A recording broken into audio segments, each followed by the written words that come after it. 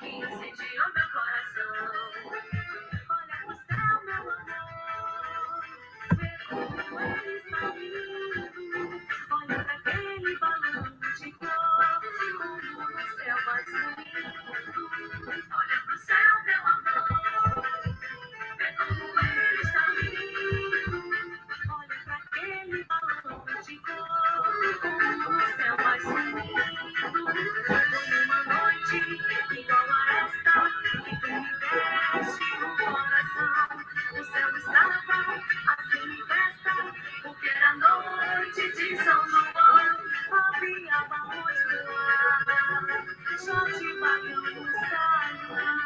E no terreiro o teu olhar, que incendiou meu coração. É um forró mastruz com leite.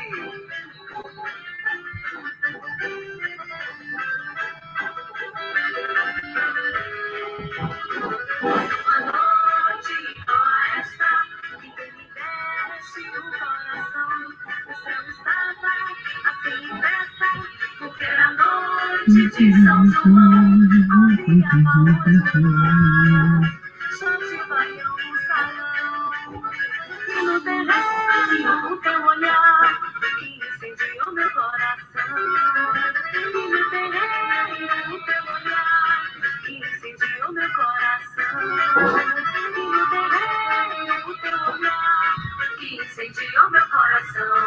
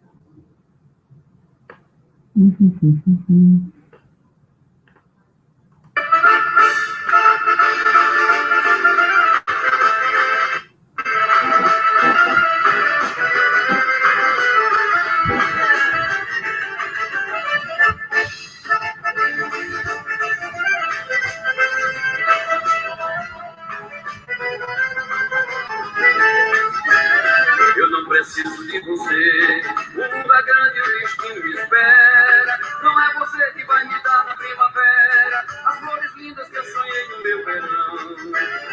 Eu não preciso de você, já fiz de tudo pra mudar meu interesse. Já revirei a minha vida pelo avesso. Com Deus não encontrei você mais não.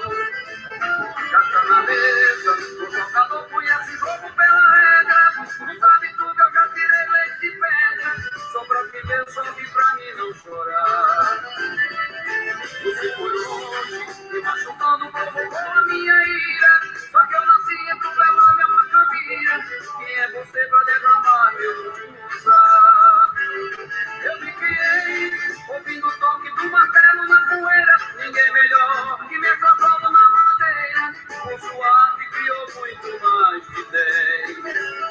Eu me criei, matando a fome com tarefa e mariola. Fazendo verso, dedilhado na viola. Por entre os becos do meu velho vassoura.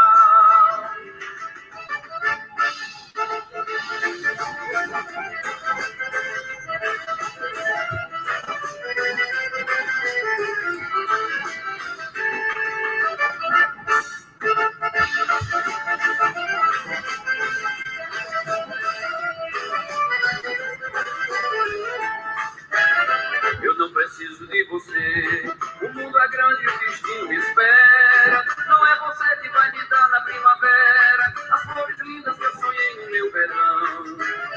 Eu não preciso de você, já fiz de tudo pra mudar meu interesse. Já revirei a minha vida pelo avesso. Com Deus não encontrei você mais não. Já tá na mesa, o jogador conhece o jogo pela regra. Não sabe tudo, eu já tirei leite de pedra. Só pra viver, só que pra mim não chorar. Você foi longe, me machucando, provocou a minha ira. Só que eu nasci entre o velame e a macambira. Quem é você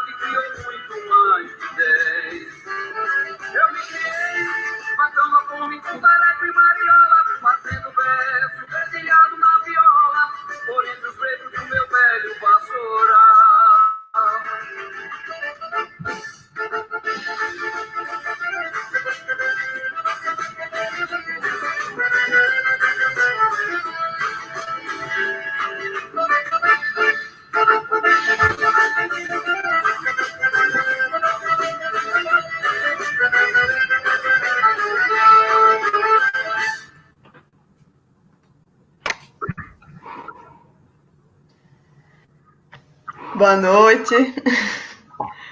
Boa noite, gente. Boa noite, Walter. Começamos o programa de hoje com a trilha sonora em homenagem à Semana do São João. Já tem vários comentários aqui muito bons, né? Por exemplo, dizendo que só podia ser no governo Bolsonaro para não ter São João. Outro comentário dizendo que essa música que a gente tocou agora é a música para o povo que quer fazer frente sem noção. O pessoal está entendendo o recado aqui. Então, boa noite para todo mundo. Espero que tenham gostado aí da nossa trilha sonora de hoje, escolhida especialmente por mim nessa Semana do São João. A gente vai tratar hoje de um tema que a gente já conversou aqui algumas vezes, mas é um tema recorrente que tem sempre voltado por dizer respeito à questão tática do momento na esquerda, que é o tema da Frente Ampla. Frente Ampla com Temer, com Bolsonaro e Mourão. Acho que vocês devem ter visto a divulgação de um ato marcado para essa sexta-feira, amanhã, convocado por um tal de movimento Direitos Já. Lembrando que esse movimento surgiu no ano passado, já causou polêmicas, né, quando surgiu, justamente por essa defesa dos direitos de forma genérica e pelos algozes dos direitos e pelos paladinos do neoliberalismo. Em alguns casos, contando com a participação e legitimação de petistas, já desde o ano passado. Esse ato de amanhã, supostamente, vai ter a presença de Haddad, Boulos, Flávio Dino, ao lado de, pelo que foi inicialmente divulgado, Sarney, Temer, FHC e outros, né? Alguns já estão declinando aí nos últimos dias, como é o caso de Temer e Sarney. E outros neoliberais, golpistas e contrários ao impeachment de Bolsonaro, como, por exemplo, é o caso do FHC e do PSDB como um todo, né? Então, a gente diz que supostamente vai contar com a presença desse pessoal da esquerda, porque nas últimas horas tem gente pulando fora, por enquanto a gente viu mais pulos fora do lado de lá, e não sabemos ainda o que vai sobrar do lado de cá, na participação nesse ato de amanhã, né? Então, a gente vai comentar sobre esse tema, né, que está diretamente vinculado a esse debate tático da Frente Ampla. A gente já abordou, como eu disse, esse debate aqui em outros momentos, e é um debate que sintetiza a discussão sobre qual deve ser a nossa tática, né? Frente Ampla ou Frente Esquerda. Mas, claro, a gente vai também tratar desse assunto no contexto dos principais assuntos da semana, e a gente escolheu destacar 2 assuntos para comentar antes de entrar no debate sobre a Frente Ampla, que é os desdobramentos da prisão de Queiroz. Vamos comentar um pouco sobre o que aconteceu aí essa semana, e também vamos comentar um pouco sobre o debate em torno do adiamento das eleições, certo? Então, vamos tratar desses assuntos hoje. Walter, vamos lá, você começa hoje.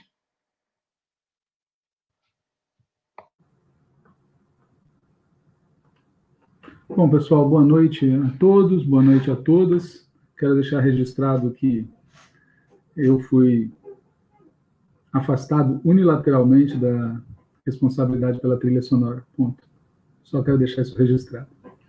Bom, então eu tenho que falar aqui do caso Queiroz, né? Então eu vou começar recapitulando o caso, né? É um relatório do Conselho de Controle de Atividades Financeiras, aquele famoso COAF, detectou uma movimentação atípica na conta de um senhor chamado Fabrício Queiroz, né? Naquele momento, a movimentação atípica era de meros R$1.200.000. Isso no período de janeiro de 2016 a janeiro de 2017. Naquele período, o Fabrício Queiroz era assessor do Flávio Bolsonaro. Flávio Bolsonaro é hoje senador pelo Rio de Janeiro, mas entre janeiro de 2016 e janeiro de 2017, ele era deputado estadual no Rio de Janeiro. Aliás, o Flávio Bolsonaro foi deputado estadual entre 2003 e 2019, na turma da nova política, é, como a gente pode ver, muito apegado às tradições, aos cargos. Bom, o Flávio, além disso, é bom dizer, ele é advogado e estudou empreendedorismo na Fundação Getúlio Vargas. É um sujeito muito empreendedor.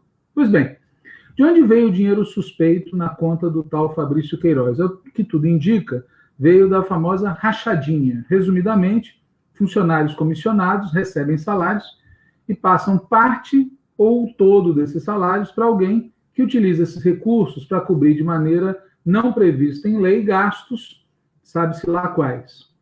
Exemplo, Natália Queiroz, filha do Fabrício Queiroz, era lotada no gabinete do então deputado federal Jair Messias Bolsonaro. Ela recebia R$10.000 por mês mais benefícios. Isso exatamente entre 19 de dezembro de 2016 e 14 de outubro de 2018. Mas, na verdade, a Natália Queiroz era personal trainer no Rio de Janeiro. Ela não trabalhava de verdade. E o que ela fazia com o dinheiro? O que se sabe é que ela depositou pelo menos R$84.000 na conta do pai, o Fabrício Queiroz. E o que ele fazia com esse dinheiro? Sabe-se, por exemplo, já daquela época, que ele havia passado um cheque de R$24.000 para Michele Bolsonaro, esposa do então deputado federal e hoje presidente da República, Jair Messias Bolsonaro, que explicou que aqueles R$24.000 eram para pagar um empréstimo de R$40.000 feito por Bolsonaro para Fabrício, o cara que tinha R$1.200.000 na conta, mas precisava de um empréstimo de R$40.000 do presidente. Sabe-se também que o mesmo Fabrício Queiroz tinha o hábito, é um cara preocupado com a educação, de pagar boletos das mensalidades da escola da filha do Flávio Bolsonaro em dinheiro vivo. Por que esse negócio de usar sistema financeiro? Enfim. Pois bem, Queiroz começou a ser investigado. Quando?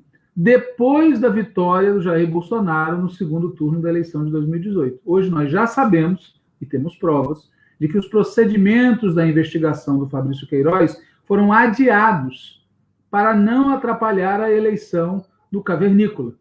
De toda forma, durante o ano de 2019, o Queiroz virou um cara popular. Popular e investigado. Mas, apesar de investigado, ele não compareceu a vários depoimentos, alegou um tratamento contra câncer e depois sumiu. Mas as investigações prosseguiram, ainda que de maneira lerda. Descobriu-se, por exemplo, que o Fabrício Queiroz havia recebido 483 depósitos na conta dele, que tinham sido fonte não de R$1.200.000, como se imaginava no início, mas de cerca de R$3 milhões.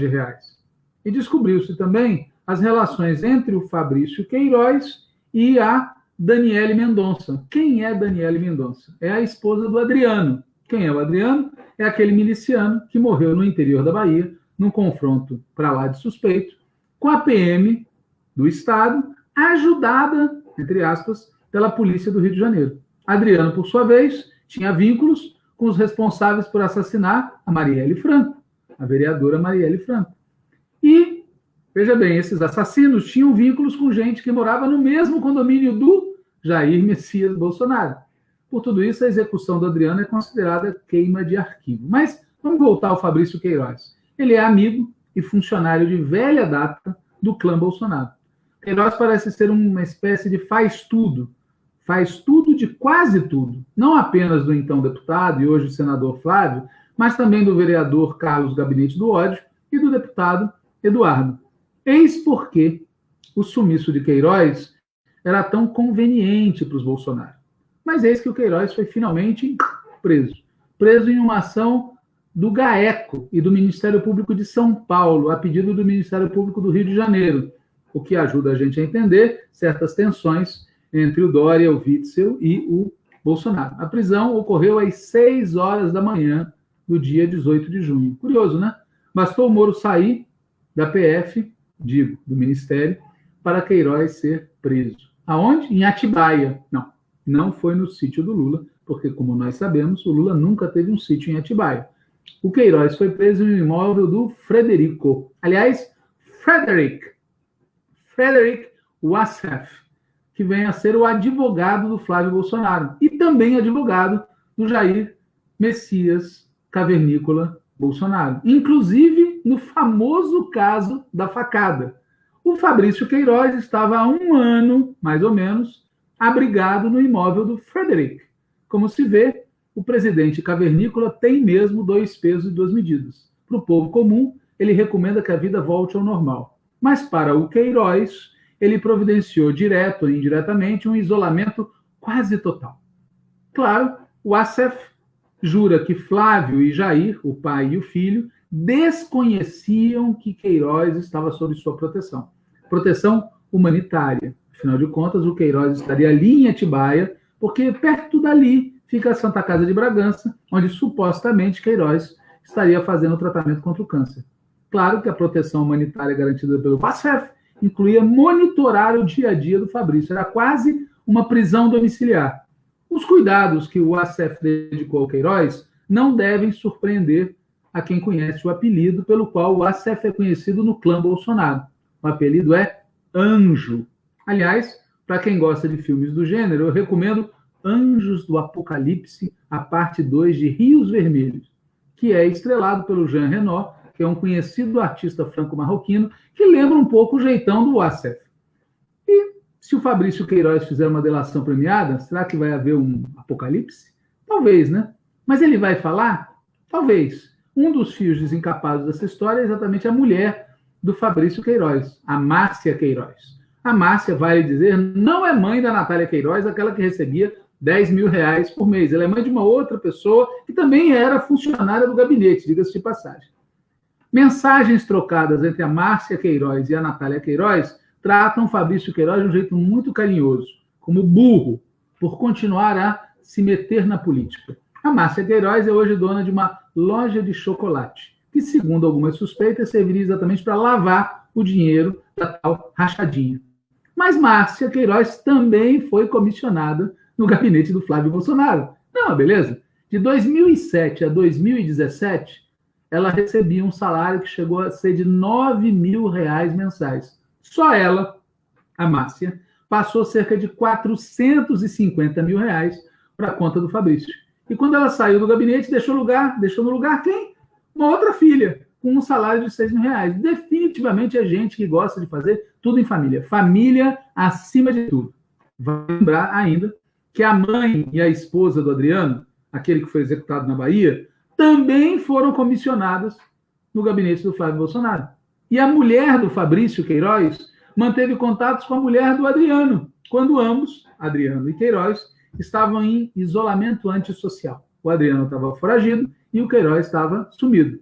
A mulher do Queiroz também manteve contato com os milicianos que atuam no Rio das Pedras. Enfim, a Márcia e seu marido Queiroz são fios da meada que vincula o clã Bolsonaro, as milícias, o assassinato da Marielle Franco, a execução do Adriano e muitos outros crimes.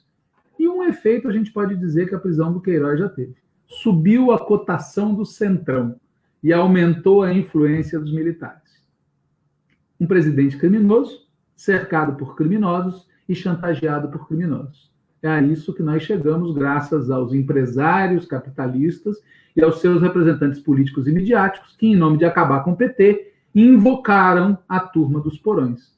E que também, em nome de impedir a volta do PT, impedem até agora a tramitação do impeachment, impedem que as condenações do Lula sejam anuladas pelo Supremo Tribunal Federal e que o Lula possa voltar a ter direitos políticos, impedem a aprovação pelo Congresso Nacional da emenda que estabelece eleições diretas em caso de afastamento do presidente da República e que, no fundo, essa turma toda, o que ela gostaria mesmo é que Bolsonaro renunciasse em favor do Mourão. E por aqui eu fico com essa história de laranjas e laranjais. Pois é, Walter. No meio disso tudo, né, dessa pandemia, dessa verdadeira lama criminosa envolvendo a presidência da República, dessa imensa crise institucional que a gente vem comentando aqui há algumas semanas, e da luta política que a gente vem travando para acabar com o governo Bolsonaro, a gente tem as eleições municipais de 2020. E o que eu queria comentar hoje é justamente sobre esse debate acerca do adiamento das eleições de 2020, que está acontecendo de forma mais enfática essa semana e deve prosseguir aí na próxima ou nas próximas, né? Foi aprovada no Senado uma PEC que adia as eleições, primeiro turno para 15 de novembro, segundo turno para 29 de novembro. Além disso, essa PEC que foi aprovada no Senado essa semana, ela prevê o adiamento do prazo para a realização das convenções, para os registros de candidatura, posterga a data limite para desincompatibilização de quem é servidor público e vai ser candidato, aumenta o tempo de campanha em um tempo curto, 10 dias, dá uma autorização para os tribunais regionais eleitorais mudarem a data da eleição para outra data, diferente dessa, em municípios nos quais a situação da pandemia esteja muito ruim. Enfim, tem várias medidas previstas pela PEC no sentido de tentar reduzir os impactos da contaminação pelo Covid-19 em razão do pleito eleitoral, né? A expectativa é de que, adiando as eleições para meados de novembro,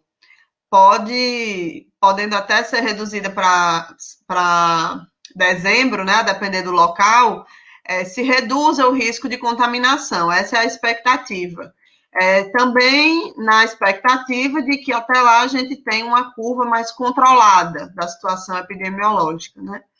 É claro que nada garante que a situação vai estar controlada.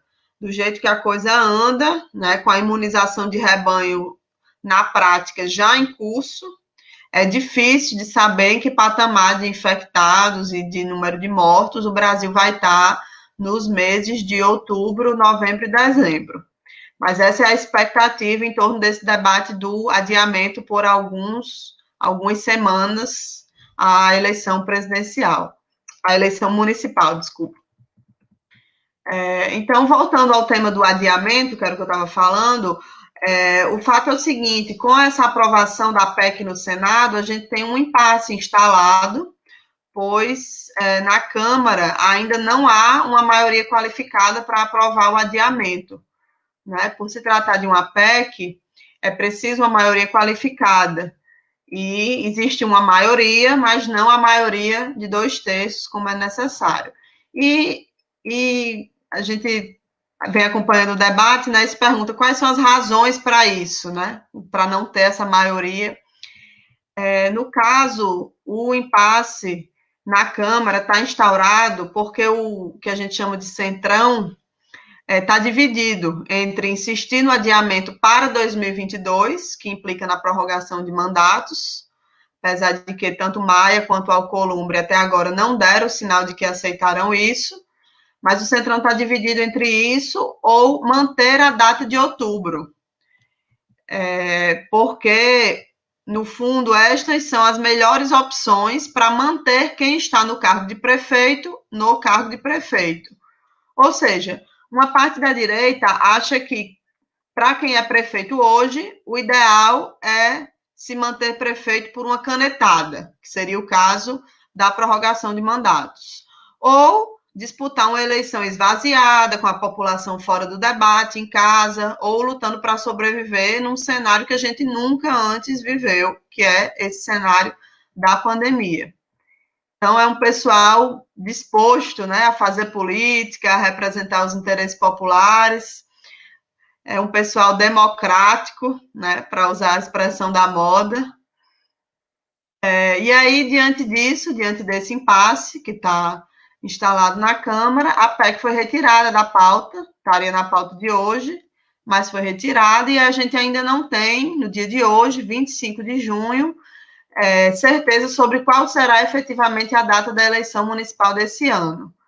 Mas uma coisa é certa: a gente tem que lutar para que a eleição não seja adiada ao ponto de prorrogar os mandatos, porque isso abre um precedente muito difícil de conter para o futuro, né? É preciso que a eleição aconteça esse ano ainda, e que sejam criadas condições seguras para a realização das campanhas e da votação, seja aumentando o tempo de TV e rádio, da propaganda eleitoral, regulamentando bem a campanha pela internet, para evitar abusos, ou pelo menos minimizar, mas também garantindo que possa ser aproveitado esse espaço da internet de forma democrática, seja também criando condições estruturais para que nos dias da votação, né, se realizem sem ou com o mínimo possível de aglomeração e risco para quem for votar. Então, esse debate do adiamento das eleições, ele é importante por ser revelador do que efetivamente é esse tal de centrão. É mais uma imagem do que o centrão significa. Como o Walter falou, o centrão está ganhando força agora nesse governo Bolsonaro, né? E, na verdade, se trata de um emaranhado de direita, pautado por um forte fisiologismo e que, no fundo, representa interesses particulares desse ou daquele estado, município, grupo da elite local e por aí vai.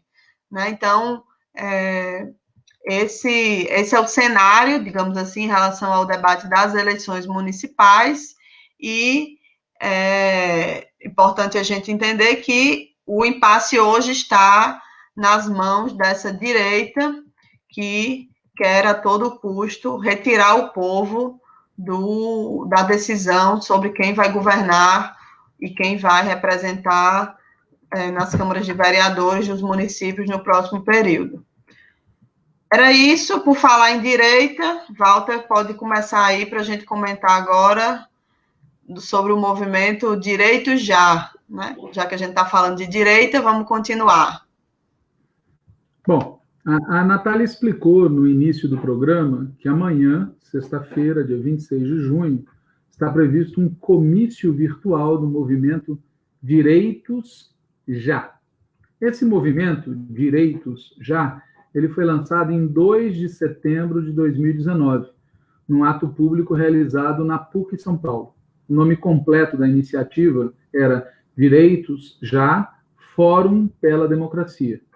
O coordenador desse movimento Direitos Já é um sociólogo chamado Fernando Guimarães. Segundo o próprio Fernando Guimarães, participam desse movimento pessoas de mais de 16 partidos. Mas o Fernando, propriamente dito, é tucano. Ele é criador de uma tendência do PSDB intitulada Esquerda para Valer. Esse Fernando Guimarães, ele foi durante cerca de 30 anos filiado ao PSDB. Chegou, inclusive, a ser do Diretório Nacional do PSDB. Eu disse que ele foi filiado ao PSDB não porque ele tenha rompido com o PSDB e vindo para um partido mais à esquerda. Ele foi expulso do PSDB em maio de 2019. Né? O próprio Fernando Guimarães só ficou sabendo da expulsão muitos meses depois e atribui a expulsão ao grupo do Dória. Pois bem, o tal movimento Direitos Já está convocando para amanhã, sexta-feira, 26 de junho, às 19 horas, um ato virtual em defesa da democracia, da vida e proteção social. A causa é justa, né, pessoal? Quem vai ser contra defender a democracia, a vida e a proteção social? Quem seria tão insensível assim?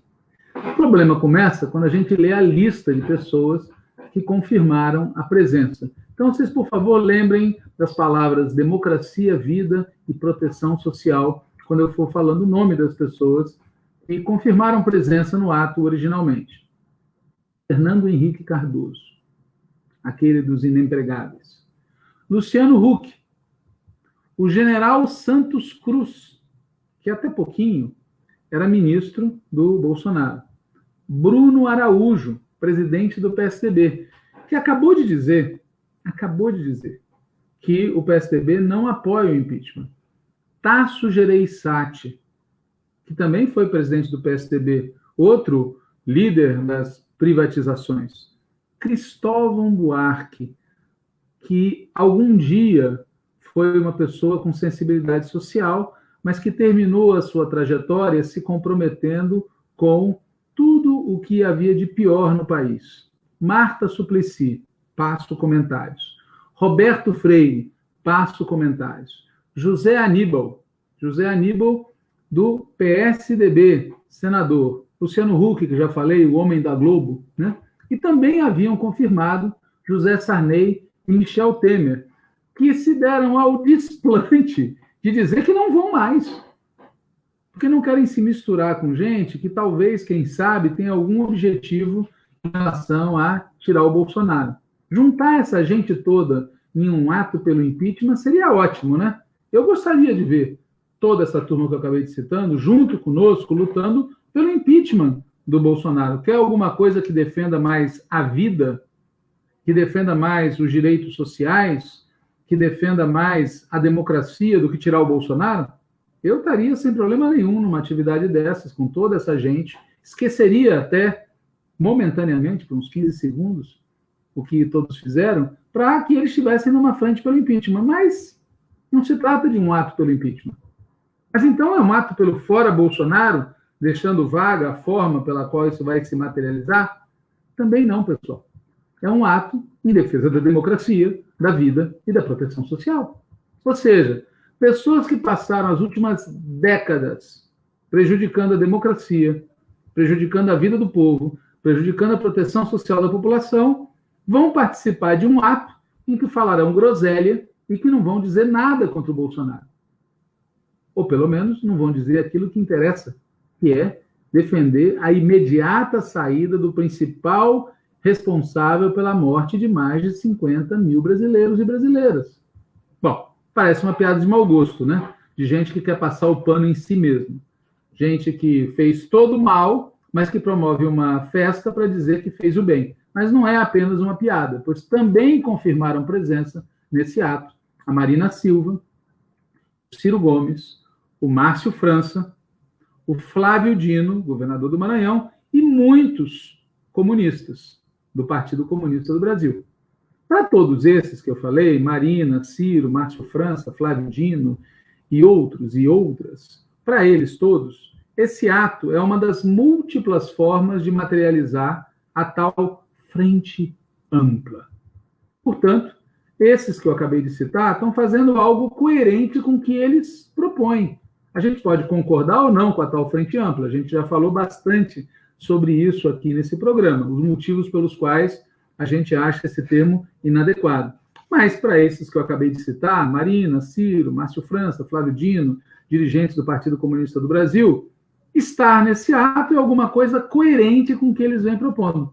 Mas também confirmaram presença nesse ato o Fernando Haddad e alguns petistas, além do Boulos e do Freixo, do PSOL. Né? Bom, tem boatos de que, como o Temer e o Sarney, alguns desses petistas já teriam caído fora e outros estão pensando em algum jeito de também cair fora, tá certo? Nas próximas horas. Porque, como vocês prestaram atenção, nessa lista faltam algumas pessoas. Mas como, por enquanto, nós não temos confirmação oficial disso, nós vamos aqui contribuir para que caiam fora, explicando o erro que, na nossa opinião, eles estão cometendo. Os que comparecem a essa atividade, sendo petistas ou sendo do PSOL, aparentemente acham que ela é expressão do que a gente vai chamar aqui de teoria das duas frentes. Essa teoria começou a circular nos últimos dias. Funciona assim: a gente tem que fazer uma frente ampla pela democracia e tem que fazer uma frente de esquerda para lutar pelo futuro do país. Tem gente dentro do PT, tem gente no PSOL e tem gente em outras organizações que vem defendendo essa teoria. Uma variante dessa teoria é aquela da frente em defesa da vida, com Dória e outros direitistas. Né? Teve gente até que propôs fazer abaixo-assinado em apoio ao Dória. Né? Pois bem, quem defende essa teoria das duas frentes não percebe, em primeiro lugar, que estão fazendo uma frente com quem não tem nenhum compromisso com a democracia. Pois se aqueles supostos aliados tivessem algum compromisso real com a democracia, eles fariam autocrítica na prática e defenderiam pelo menos o impeachment do Bolsonaro. Mas, como sabemos, parte dos que ali estão, dos que eu li, não defende nem mesmo isso. Quem defende essa teoria das duas frentes deveria lembrar daquele ditado: cria cuervos e te sacan los ojos. Lembram do elogio feito pelo Haddad ao Alckmin? Lembram do elogio feito pelo Haddad ao Moro? Esse vale a pena ler, né? Abre aspas. Em geral, ele ajudou. Em relação à sentença do Lula, acho que foi um erro que vai ser corrigido pelos tribunais superiores. Em geral, Sérgio Moro fez um bom trabalho. Fecha aspas. é uma declaração feita em plena campanha de 2018 pelo nosso companheiro Fernando Haddad a respeito do Moro. Esse tipo de atitude, né, não contribui. Participar de um ato com aquelas pessoas é algo parecido a esse elogio feito ao Moro e é parecido com o elogio feito ao Alckmin. É estimular a ilusão, é estimular a confusão, é ajudar eles a passar o pano neles mesmos, passar a impressão de que eles são democratas, preocupados com os direitos sociais, preocupados com a vida. No que isso vai dar? Pode não dar em nada, como não deram em nada até agora ensaios, como aquele patético manifesto Juntos, em torno da lei e da ordem. Natália me enviou hoje uma cópia de um post do Trump, Law and Order. Até porque tem gente da direita, né, pessoal, que começou a pular fora, como o Sarney e o Temer. E tem gente do PT que também está pulando fora, até porque, como está explícito, né, a Dilma e o Lula estão lembrando aos desavisados que isso é uma fria. E eu sigo esperando que o Boulos também pule fora. Aliás, a presença do Freixo e do Boulos nesse ato mostram que tem algum fundo de verdade naquela brincadeira segundo a qual o PSOL teria os defeitos do PT e não teria as qualidades do PT. Pois vamos combinar, né, gente? Grande parte das figuras de centro-direita presentes nesse ato acabaram de participar da aprovação da privatização do saneamento. Essa frente, portanto, na nossa opinião, não é ampla, é uma frente fria. E por isso mesmo, e tragicamente, esse ato também pode dar em alguma coisa. Por exemplo, pode contribuir para comprometer, para envolver setores da esquerda na operação Vaca Fardada, ou em linguagem não castrense, na operação Mourão 2.0. E a verdade, na nossa opinião, é que há setores da esquerda, inclusive dentro do PT, que parecem ansiosos por fazer em 2020 aquilo que os setores consequentes da esquerda não aceitaram fazer entre 1980 e 89. Ser a quinta roda do carro da burguesia dita liberal. É isso.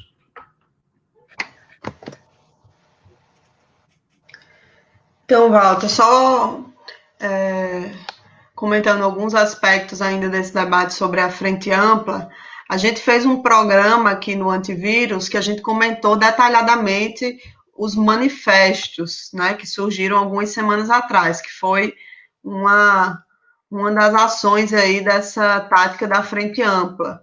O Juntos, teve o manifesto Juntos e teve o tal do movimento do Some 70%, né?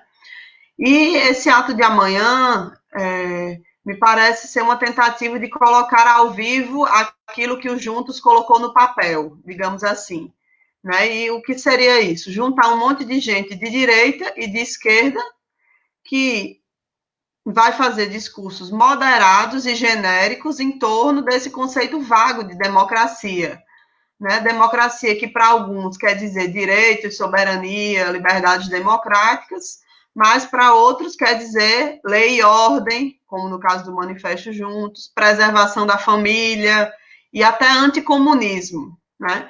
Então, é de uma disfarçatez impressionante até que esses algozes dos direitos da classe trabalhadora têm uma cara de pau de falar em direitos. Mas eu acho pior ainda a ilusão e essa submissão dos setores de esquerda que insistem em acreditar que com essa gente do lado, mergulhando nessa geleia vaga em defesa da democracia e da proteção social, haveria algum tipo de tática útil para a classe trabalhadora. Eu acho essa ilusão o fim, né?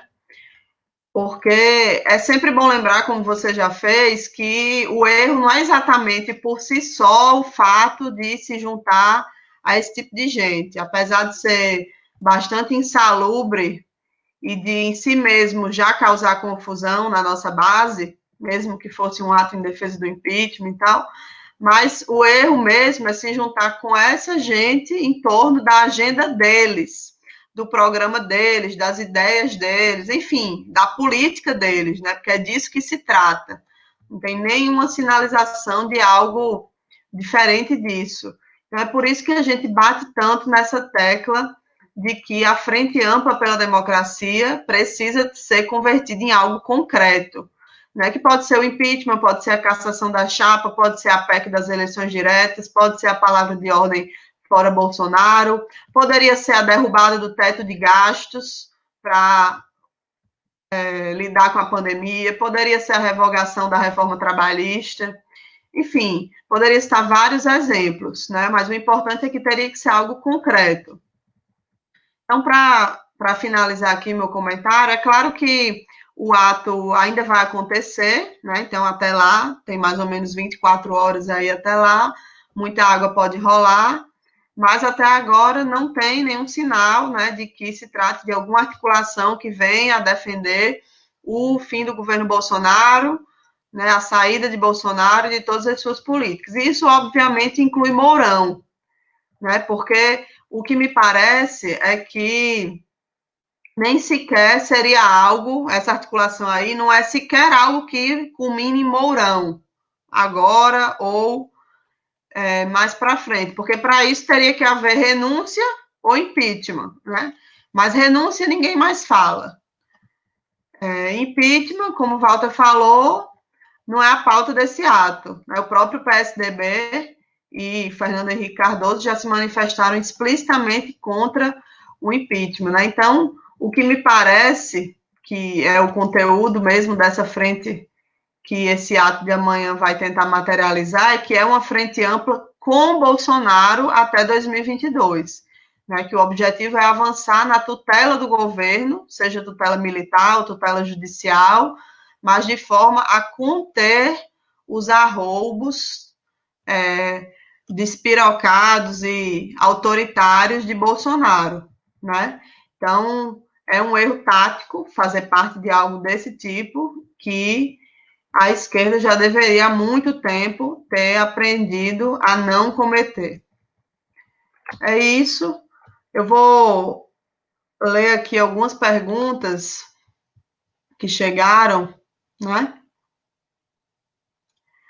Então, primeiro, Valquíria perguntou se essa frente ampla iria acontecer mesmo depois da privatização da água. Pois é, a gente também quer saber se mesmo depois do que aconteceu ontem em relação à privatização do saneamento, ainda vai ter gente de esquerda nesse ato, né? Teve algumas perguntas que eu respondi pelo chat. Matheus perguntou sobre se há consenso na esquerda, nos partidos de esquerda, sobre o adiamento. Há consenso no adiamento para esse ano, desde que não haja prorrogação de mandatos, né? E tem uma outra pergunta aqui, que é sobre se a Haddad já falou publicamente que desistiu de participar do ato. Bom, até o momento que a gente entrou ao vivo aqui, eu não tinha notícias de que ele teria desistido. Então, mas também não tem uma confirmação que não seja dos veículos da grande mídia, né? Então, a gente não sabe se isso vai realmente se materializar. Tem confirmações de alguns deputados do PT que saíram cards oficiais do ato confirmando a participação deles. De perguntas que tem aqui, são essas. Walter, quer comentar mais alguma coisa? Eu queria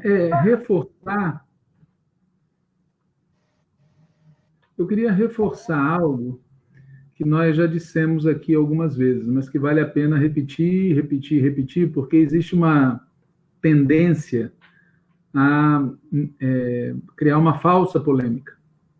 Ninguém é contra realizar a mais ampla frente contra o autoritarismo, contra a ameaça de golpe, contra o Bolsonaro e assim por diante. O problema é que toda a frente ampla realmente existente neste momento não defende isso. Portanto, que as pessoas de centro-direita, incomodadas com Bolsonaro, se reúnam, é direito delas e é um problema delas. E é bom que elas o façam. Quanto mais briga tiver do lado de lá, melhor. Melhor para o país, melhor para a classe trabalhadora, melhor para a esquerda. Agora, nós nos comprometermos, ajudarmos, reforçarmos, nos diluirmos, nos confundirmos com aliados que não defendem a democracia, aí não dá. Porque esse é o problema. Quando as pessoas falam, nós precisamos de uma frente ampla pela defesa da democracia, ou seja, precisamos de aliados que não compartilham do nosso programa, mas que têm como ponto em comum a defesa da democracia, eu estou totalmente de acordo, desde que realmente esses aliados defendam a democracia. O que é defender a democracia hoje? É afastar o Bolsonaro. É afastar o Bolsonaro e o Mourão. É convocar novas eleições. Isso é a democracia, isso é a defesa da democracia hoje. Qualquer pessoa que fale em defender as liberdades democráticas e não diga claramente que é a favor do fora Bolsonaro, do impeachment do presidente e da convocação de novas eleições, não está falando a sério, demonstrando a sério que defende as liberdades democráticas. Por isso, esses todos que estão nesse ato seriam aceitos numa atividade em favor do impeachment, por exemplo. Ainda que nós achemos que o impeachment não é o conjunto da obra. Nós já aqui várias vezes explicamos que o impeachment coloca o Mourão. E, portanto, nós achamos que o conjunto da obra inclui eleições diretas, inclui a aprovação da PEC, que está lá no Congresso, ou a cassação da chapa pelo Tribunal Superior Eleitoral. Mas, mesmo assim, seria razoável fazer uma frente em favor do impeachment. Uma frente concreta, como foi a frente pelas diretas já, ou como foi a frente pelo presidencialismo, na época do plebiscito sobre o sistema de governo, em que posições diferentes se uniram em torno de uma medida concreta, mas não é nada disso que está se colocando. Né? Os companheiros e as companheiras de esquerda que aceitam participar de um evento com essa característica estão, na verdade, como a Natália disse, colocando a sua azeitona, não a nossa, a sua azeitona, numa empada que ou bem vai dar na continuidade do Bolsonaro até 2022, e se ele chegar vivo em 2022, a gente não sabe, tá certo, o que isso continua, né? Porque, na verdade, a força do Bolsonaro é muito resiliente, né? Se ele chegar vivo com força, com capacidade política em 2022, com capacidade de movimento, ele pode muito bem concorrer às eleições, ou pode até não ter eleições. Nós não sabemos o que vai acontecer no país nesse cenário. Ele tem que ser afastado agora da presidência da República, tá certo? Ele tem que ser afastado da presidência da República, responder pelos crimes que cometeu, e o país tem que ter novas eleições para que a gente possa eleger um presidente ou uma presidenta da República que corresponda aos interesses do povo brasileiro. É isso. Tá bom. Então, acho que é isso. Vamos encerrar por hoje. Né? Quero, antes de encerrar, dar um informe que no domingo a gente vai estar fazendo uma plenária aqui no Rio Grande do Norte, mas que vai estar sendo transmitida aí para todo mundo no YouTube, no canal aí de Walter, da discussão do documento Só a Luta Vencerá a Catástrofe. Então, fica aqui o convite, a gente vai fazer uma plenária para discutir esse documento, que está disponível aí para quem quiser assinar, e eu falei que vai ser no Rio Grande do Norte, mas é porque na sala Zoom vão entrar as pessoas do Rio Grande do Norte, mas a plenária é transmitida aí para quem quiser assistir.